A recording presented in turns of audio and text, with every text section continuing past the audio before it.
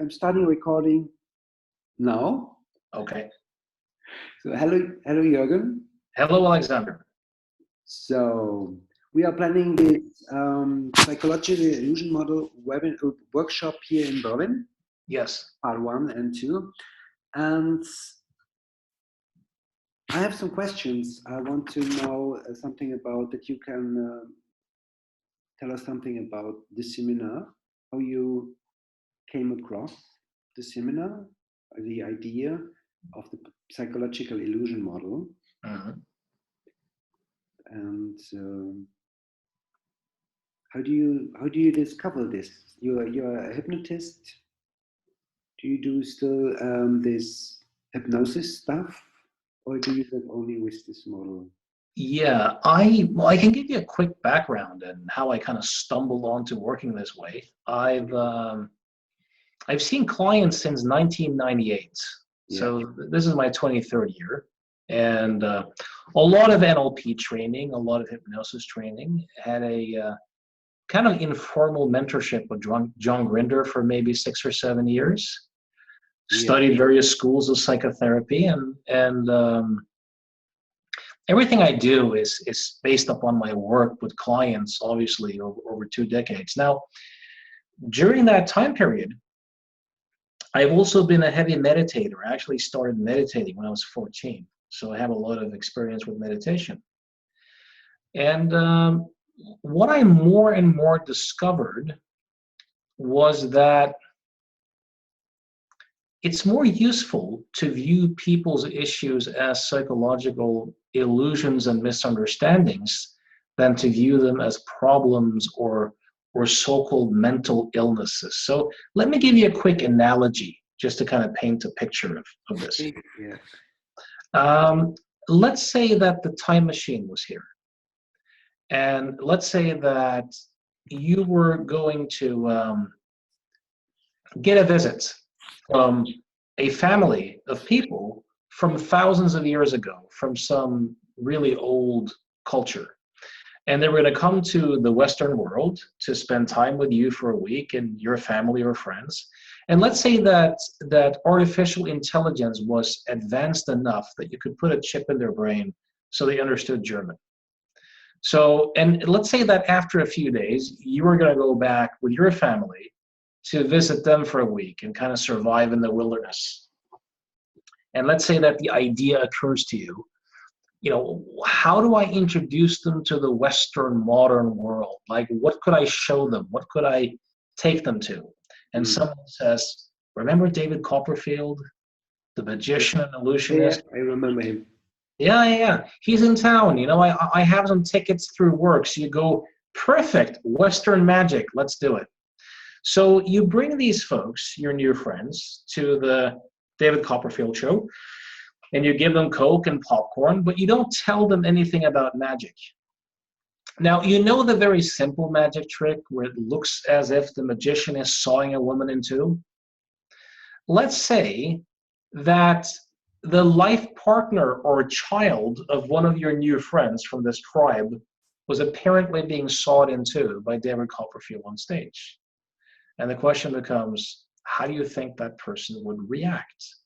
Now, when I ask this of clients and seminar participants, they usually say the person would probably freak out, panic, fear, anger, grief, storm the stage, try to kill David Copperfield, right? But you can be sure that his responses would have been very intense, very strong, very acute, and very inappropriate. Then the question becomes, if it was your child or wife that was being sawed in two, apparently by David Copperfield, how would you respond? And now people usually answer, well, I'd be curious or fascinated or try to intellectually figure out the trick or I've been entertained, right? And the question becomes, what's the difference between you and this other person? Is it that he has a chemical imbalance in the brain that you don't? No. Is it that your childhood has been happier? Not necessarily. Is it that you have more state control, or that you have a special breathing technique, or that you have control over your thoughts? No. Does it look any less real to you than it does for that person? Probably not.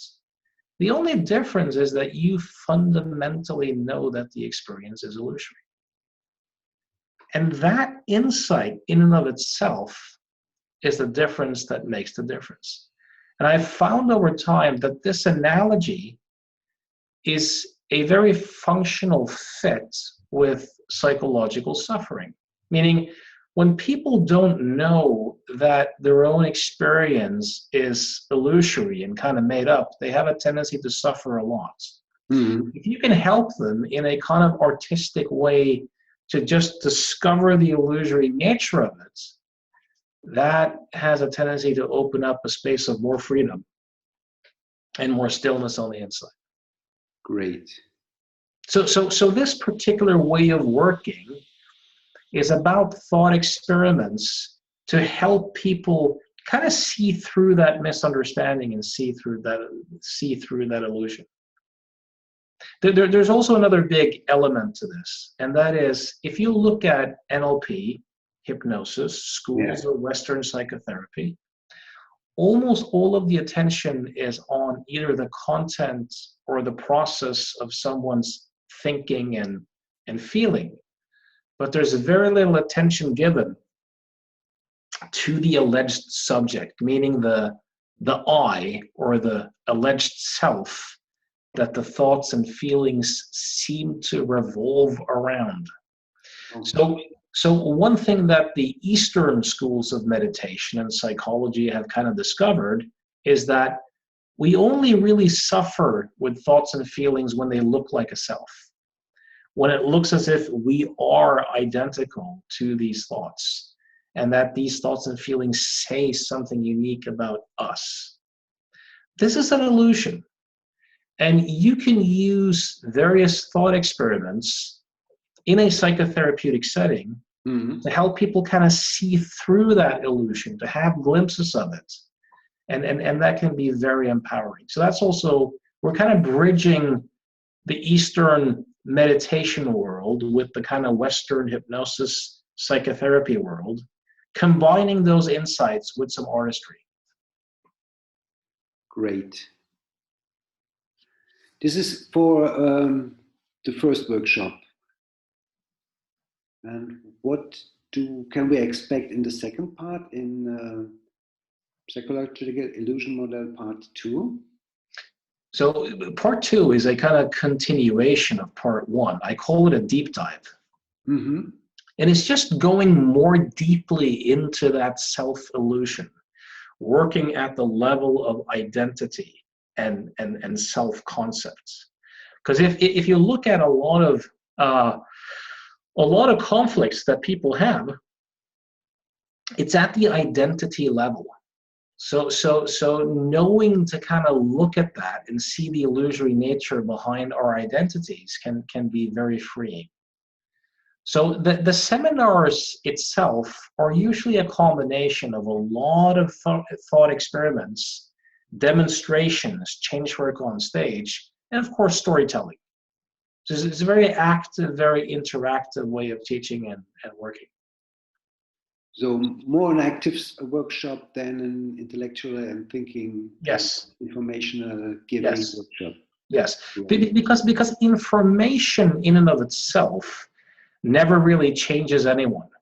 Okay, yeah. It's not so much what you say; it's more what the client hears.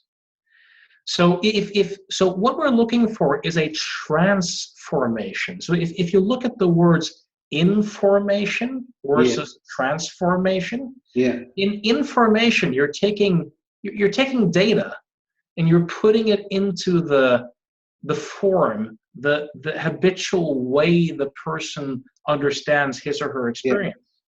But a transformation would be about changing the way you understand your own experience, changing the form itself. So what we're looking for is transformation, not information. Great. I'll give you an example of this. Just to if you look at kids, I remember I had a friend once who took his kids to the London Eye, Yeah. And this is from like a child, Piaget type book example almost. But I think one kid was 3 and one was 7. And one kid, the 3-year-old, said, Dad, look at those small people. And the younger brother says, no, you idiot, they just look small. So the 3-year-old doesn't have the concept of durable categories yet. That's why if you take them up to a high building, they think that the people have gotten smaller. Or if they're in the back of a car and they drive away, they think the buildings get smaller. Or when you turn off the lights, they think the world disappears.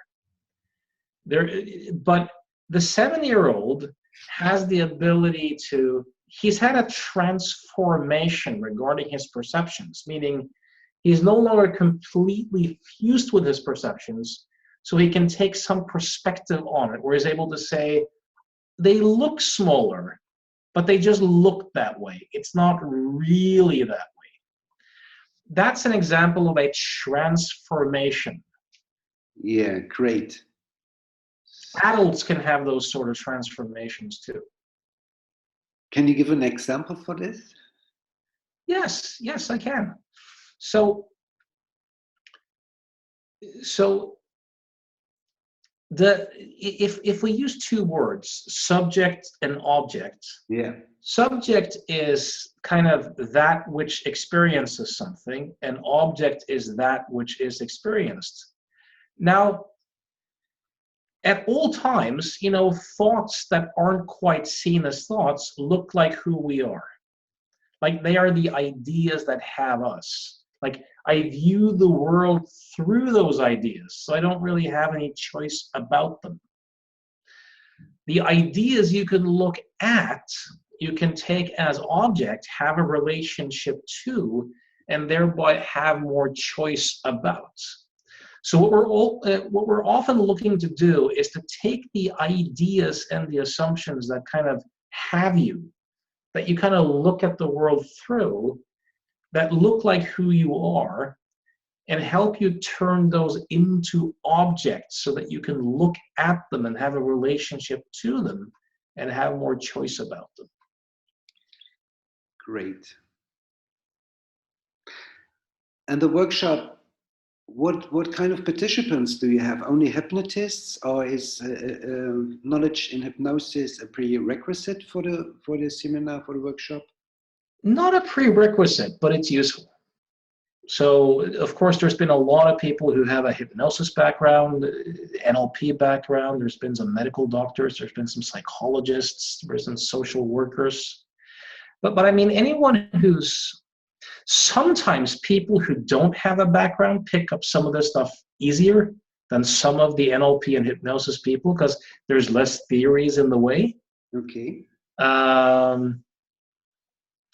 But I mean, anyone who either sees clients professionally or wants to be more effective with their client work, yeah, or who's really curious about their own subjective experience, who just want to, I mean, look at it this way. When we went to school, I'm sure it's the same in Germany than in Norway. We spend time learning mathematics and languages and history and some geography, but almost all the attention is pointed towards the outside world. There's virtually no attention put on the inside world of thoughts and feelings and memories and how do you deal with fear? How do you relate to anger? What's a conflict? How do you... Like, we had nothing about this. We had no thought experiments to help you kind of discover and make sense of your own subjective experience. So most of us haven't really explored our own subjectivity in this kind of experiential way. And, the definition of an illusion, of course, is something that looks or appears in a particular way, but when you investigate it, it either changes or disappears. So given that most people have never really explored their own inner experience, you can be sure that if you guide them to explore it, a lot of what looked like them and looked like reality will be revealed to not really be that after all, after some investigation. And that's the exciting part. Great. For me, I'm really looking forward to the workshop. Me too. Yeah. Maybe we should mention the dates. We'll mention the dates: 6, 7 for part 1, and 8 and 9 for part 2 of the month June. Yes, 2020. Fantastic. Yes. Yeah, I'm really looking. Who knows when someone's going to watch this, right? Yeah. But I'm really looking forward to it too. I love sharing this stuff. I've been teaching this model for the last couple of years. Yeah.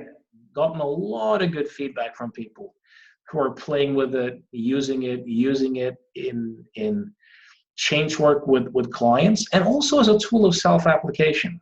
Here's some of the big strengths. Sometimes self-application can be rough. Yeah. With a lot of techniques. This is very easy to self-apply. It's extremely easy to self-apply. You know, and one thing that always bugged me about change work when I was a more conventional, I'd never been conventional in that sense, but hypnosis and NLP practitioner, Yeah. is that no matter how many times I said it, people would very often credit me with the changes and say that I was brilliant, or that the hypnosis had made them change. Yeah. And I was always distraught by this, because it's a bit like the client comes in and says, these external people and events trigger me and make me feel X, Y, Z. Yeah. And they might leave without their anger, but they still have this belief that their experience comes from outside of them.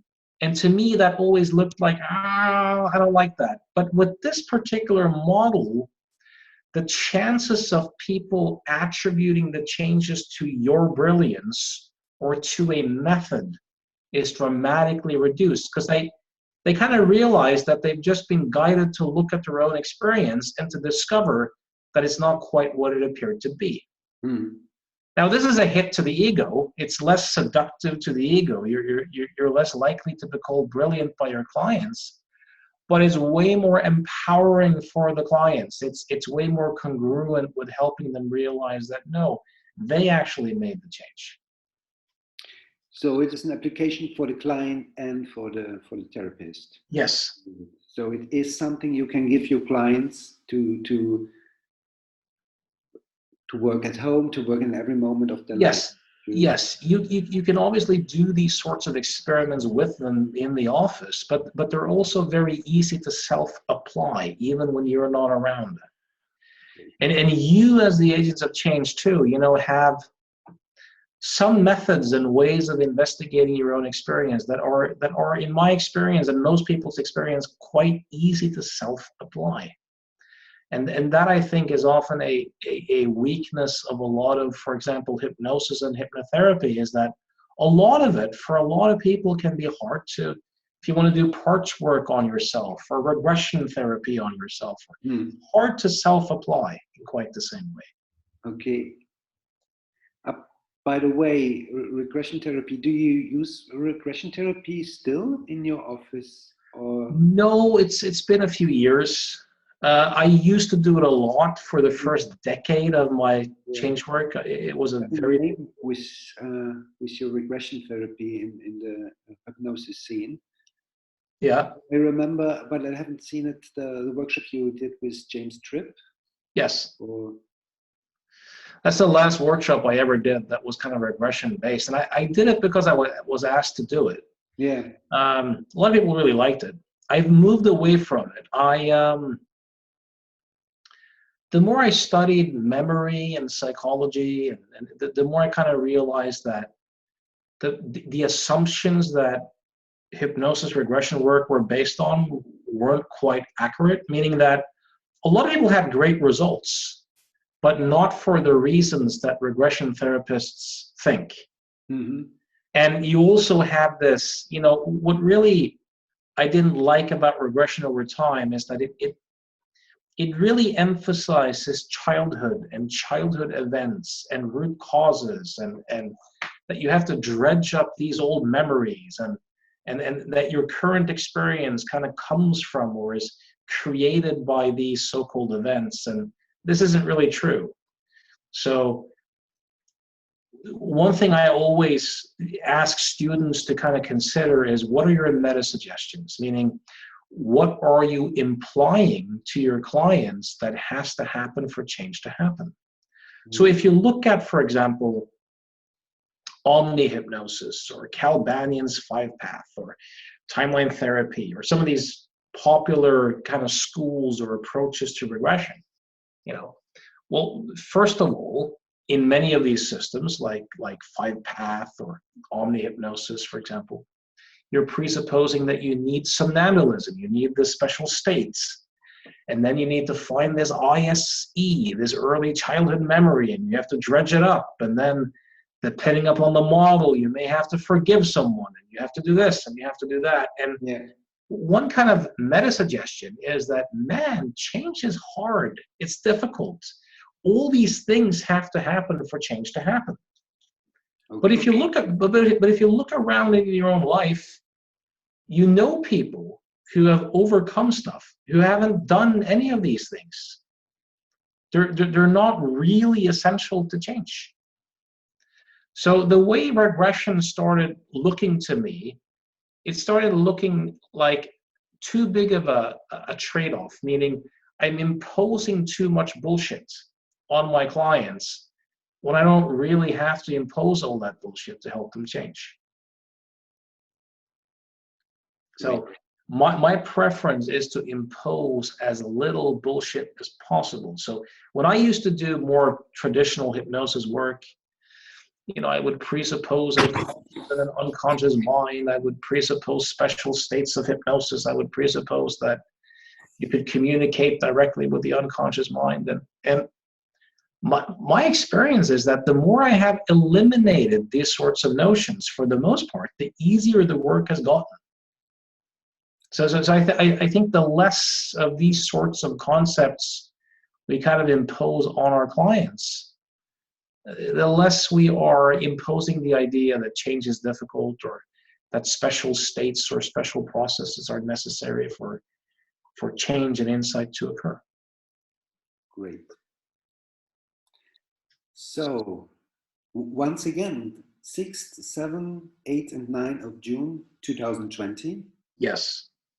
Berlin. Heard it's a great place. Never been there. Yes, it is. Yeah. Really looking forward to have you in Berlin. Me too, Alexander. And I really love sharing this stuff. It's the most fun I can have with my clothes on. So I love sharing this stuff. Great. So, see you in Berlin. See you in Berlin. Bye-bye. See ya.